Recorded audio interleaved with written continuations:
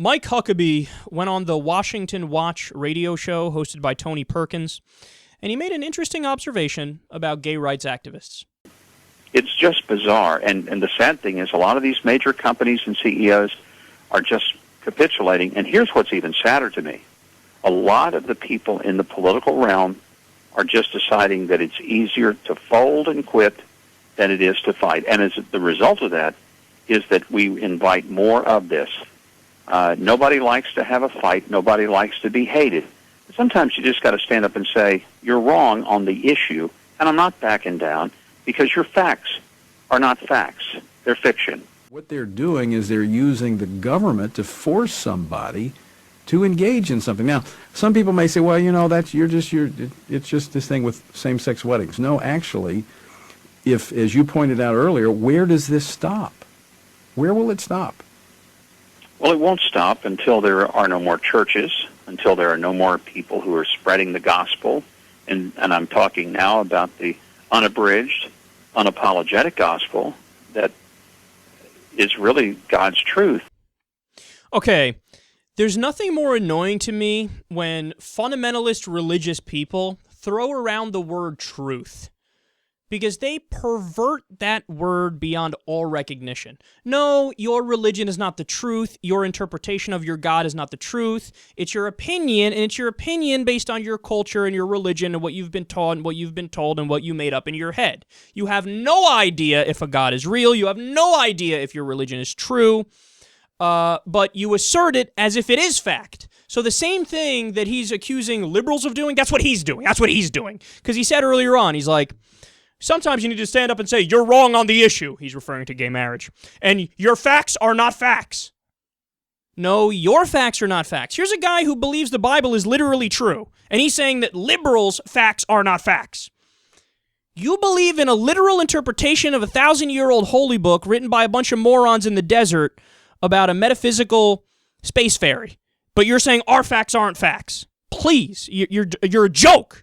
I mean, this is why I always get so angry when we talk about these conservative dingbats, is that they're like arrogant along with their stupid beliefs. It's not even like they have weird beliefs. I'm sure you've met these people. I've met these people who they might believe some weird like new age spiritual shit, but they're like humble about the fact that they believe it. And they're like, well, you know, this is what I believe with the energies and this is how it works. But they're like kind of admitting like, I don't even know if I really believe this, but I'm just saying this is what I believe and what I feel. It's like at least they're humble about it. Guys like Huckabee, fundamentalist religious people. This goes for fundamentalist Christians, fundamentalist Muslims, and otherwise. They're always like, I know this is true, even though I don't know it's true at all, but I'm going to say I know it's true, and I'm going to lash out at the people who are more intelligent than me. And you heard him at the end. Gay rights activists want no more churches in America. Okay, I'm not only an agnostic atheist, I'm also pretty much part of that like new atheist crowd. I don't even want no churches in America. I want to try to convince people through logical argument to not be religious, and I'd like to convince them to be agnostic atheists. Now, am I going to do that? No. Am I ever going to succeed? No. Over time, are we going to succeed? Maybe, but it's probably not likely. So all I want to do is make it so that religion knows its place in society.